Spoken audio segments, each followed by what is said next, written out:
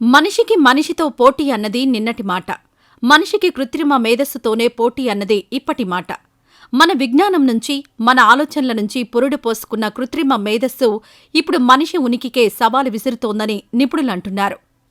ఒకవైపు కృత్రిమ మేధతో మానవ సామర్థ్యాలు గణనీయంగా పుంజుకుంటాయని అభిప్రాయాలు, మరోవైపు ఉన్న ఉద్యోగాలు కూడా ఊడిపోతాయన్న వాదనలు బలంగా వినిపిస్తున్నాయి.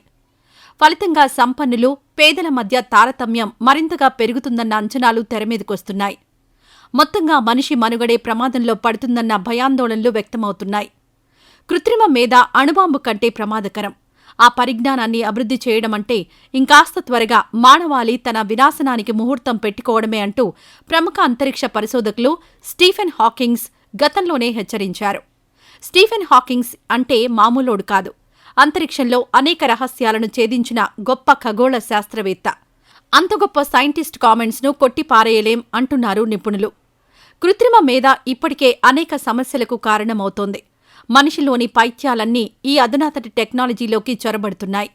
ఉద్యోగార్థుల్ని అంచనా వేసే ఓ ఆర్టిఫిషియల్ ఇంటెలిజెన్స్ సాఫ్ట్వేర్లో ఫలానా ప్రాంతానికి చెందిన వారిలోనో, ఫలానా కమ్యూనిటీకి చెందిన వారిలోనో నేర స్వభావం ఎక్కువనో, కష్టపడే గుణం శూన్యమనో ప్రోగ్రాం రూపొందించినట్లయితే ఆ తర్వాత పరిస్థితి చాలా ఇబ్బందికరంగా మారుతుందంటున్నారు నిపుణులు.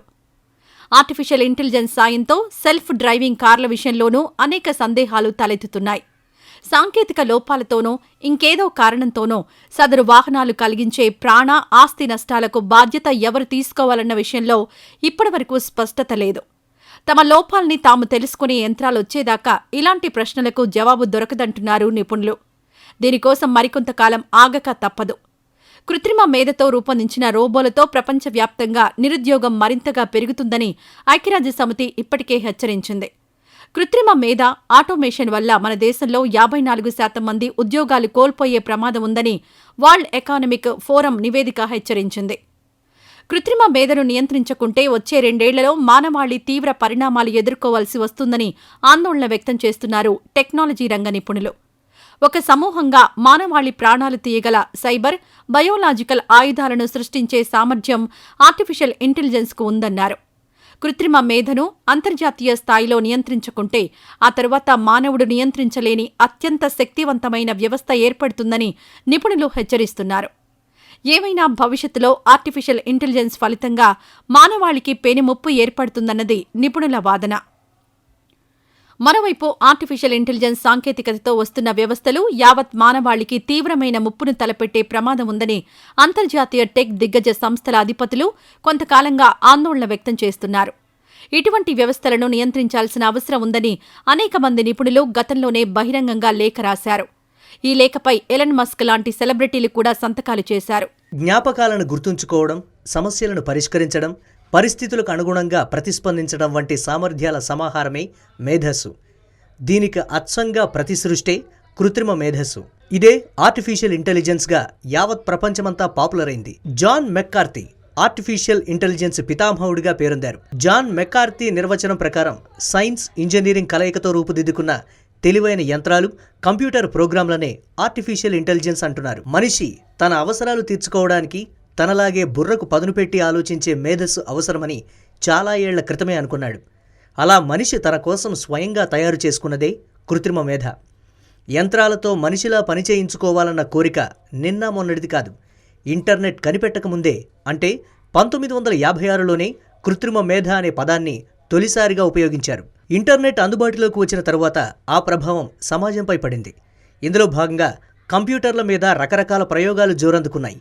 ఈ నేపథ్యంలోనే కృత్రిమ మేధ అన్ని రంగాల్లోకి ప్రవేశించింది.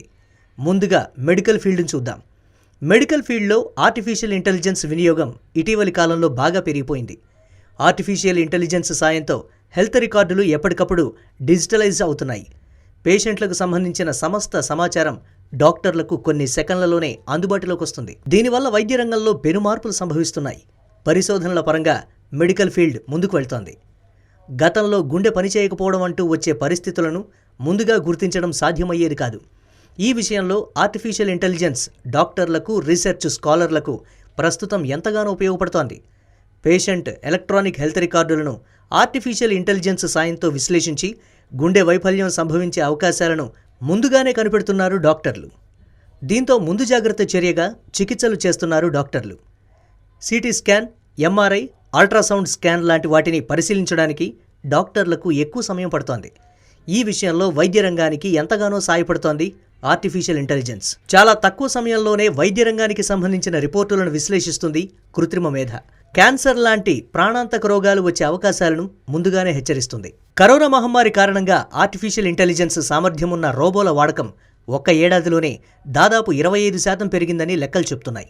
విదేశాల్లో అయితే ఐసోలేషన్లో ఉన్న పేషెంట్లకు మందులు, ఆహారం అందించడంలో రోబోలే కీలక పాత్ర పోషించాయి.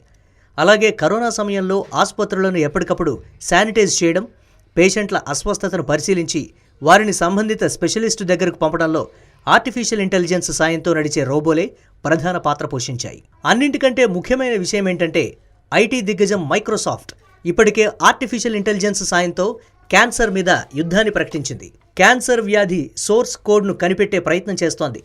ఈ ప్రయత్నాలు ఇంకా ఒక కొలిక్కి రాలేదు. ఈ ప్రయత్నాల్లో మైక్రోసాఫ్ట్ విజయవంతమైతే క్యాన్సర్ వ్యాధికి మందు దొరుకుతుంది. మనకు తక్కువ కానీ విదేశాల్లో అయితే చాలా ఇళ్లలో వృద్ధుల ఆలనా పాలన ప్రస్తుతం రోబోలే చూసుకుంటున్నాయి. దీంతో దాదాపుగా అన్ని విదేశాల్లో రోబోలకు విపరీతమైన డిమాండ్ ఏర్పడింది. యావత్ ప్రపంచం ఇప్పుడు ఆర్టిఫిషియల్ ఇంటెలిజెన్స్ జపం చేస్తోంది. ప్రస్తుతం ఆర్టిఫిషియల్ ఇంటెలిజెన్స్ లేని రంగం అంటూ లేదు. అలాగే ఆర్టిఫిషియల్ ఇంటెలిజెన్స్ లేని ఈ-కామర్స్ను ఎవరూ ఊహించుకోలేరు. ఓ చక్కటి ప్రకటనతో ముందుగా వినియోగదారులను ఆకట్టుకుంటాయి వ్యాపార సంస్థలు. ఆన్లైన్లో ఫలానా వస్తువు కావాలంటూ ఆర్డర్ పెట్టగానే సదరు వినియోగదారుడి ఇంటికి సరుకు చేరుతోంది. ఈ క్రమంలో ప్రతి దశను ఈమెయిల్ ద్వారా వినియోగదారుడికి సమాచారం అందుతుంది. ఇదంతా ఆర్టిఫిషియల్ ఇంటెలిజెన్స్ పుణ్యమే. ఆర్టిఫిషియల్ ఇంటెలిజెన్స్ సాయంతో నడిచే స్మార్ట్ కెమెరాలు ప్రస్తుతం పరిశ్రమల్లో హల్చల్ చేస్తున్నాయి. ప్యాకేజింగ్ దశలోనే క్వాలిటీ కంట్రోల్ బాధ్యతలు చేపడుతున్నాయి. క్వాలిటీ పరంగా ఉండాల్సిన లక్షణాలను ముందుగా ఈ స్మార్ట్ కెమెరాలకు ఫీడ్ చేస్తుంటారు. దీంతో క్వాలిటీలో రవ్వంత తేడా వచ్చినా స్మార్ట్ కెమెరాలు పట్టేస్తాయి. అలా పారిశ్రామిక సంస్థలు నాణ్యతకు కట్టుబడి ఉండేలా ఆర్టిఫిషియల్ ఇంటెలిజెన్స్ తోడ్పడుతుంది. అంతేకాదు విదేశాల్లోని కార్ల ఫ్యాక్టరీలో వెల్డింగ్, అసెంబ్లింగ్తో మొదలుపెట్టి పెయింటింగ్ వరకు అన్ని పనులు కృత్రిమ మేధతో నడిచే రోబోలే చేస్తున్నాయి. ఒకప్పుడు బ్యాంకులో ఒక ఖాతా నుంచి మరో ఖాతాకు సొమ్ములు బదిలీ చేయాలంటే అదో పెద్ద ప్రాసెస్గా ఉండేది.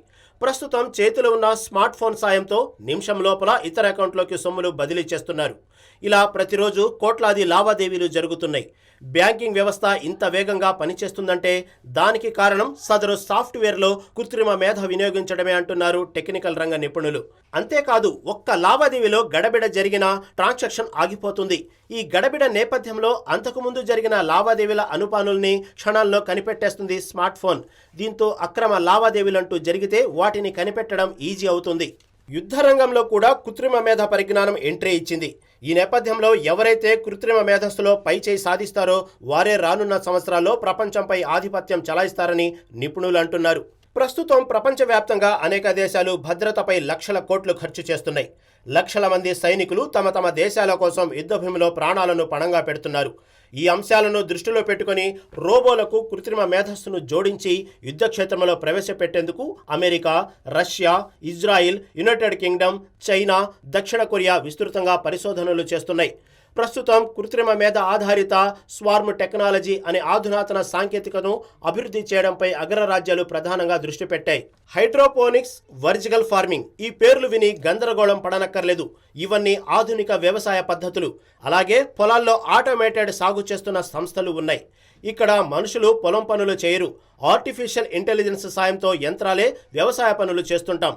విత్తడం దగ్గర నుంచి నూర్పిడి వరకు అన్ని పనులు ప్రోగ్రామింగ్ చేసిన యంత్రాలే చేస్తుంటాయి. ఆస్ట్రేలియా వంటి కొన్ని దేశాల్లో పశువులు విలాసమైన మైదానాల్లో మేతకు వెళతాయి. సహజంగా ఈ మైదానాల్లో ఏ పశువు ఎక్కడ ఉంది తెలుసుకోవడం కష్టంగానే ఉంటుంది. దీంతో మేతకు వెళ్లే పశువుల చెవుల వెనక అగ్గిపెట్టే సైజులో ఓ పరికరం అమరుస్తారు వాటి యజమానులు. సోలార్ పవర్తో పనిచేసే సదరు పరికరం ఆధారంగా పశువు ఎక్కడ ఉంది, మేత తిన్నదా లేదా ఈ సమాచారాన్ని యజమాని ఇంటి దగ్గర నుంచే గమనిస్తాడు. మన దేశంలోనూ ఆర్టిఫిషియల్ ఇంటెలిజెన్స్ సాయంతో ప్రోగ్రామింగ్ చేసిన కొన్ని యాప్స్ రైతులకు సాయం చేయడానికి అందుబాటులోకి వచ్చాయి. ఎప్పటికప్పుడు వాతావరణ మార్పులను తెలియజేయడం, పంట సస్యరక్షణకు ఎలాంటి జాగ్రత్తలు తీసుకోవాలి, తెగుళ్ల గురించి హెచ్చరించడం, పంట అమ్ముకోవడానికి సలహాలు ఇవ్వడం ఇవన్నీ చేస్తుంటాయి ఈ కొత్త రకం యాప్స్. కరోనా మహమ్మారి విజృంభించాక ఆన్లైన్ చదువులు వచ్చాయి. తరగతి గదుల్లో టీచర్లు చెప్పాల్సిన పాఠాలను రకరకాల యాప్స్ ద్వారా చెప్పిస్తున్నారు పాఠశాల నిర్వాహకులు. ఆన్లైన్ పరీక్షల నిర్వహణలోనూ ఆర్టిఫిషియల్ ఇంటెలిజెన్స్ కీలకంగా మారింది. అంతేకాదు, స్టూడెంట్ల తెలివితేటలను, వారి సత్తాను బేరీజు వేయడంలోనూ ఆర్టిఫిషియల్ ఇంటెలిజెన్స్ ప్రధానంగా మారింది. దీంతో చదువులో పూర్గా ఉన్న స్టూడెంట్స్ను గుర్తించడం, వాటికి సంబంధించిన ప్రత్యేక శ్రద్ధ తీసుకోవడానికి స్కూళ్ల నిర్వాహకులకు ఆర్టిఫిషియల్ ఇంటెలిజెన్స్ సాయం చేస్తోంది.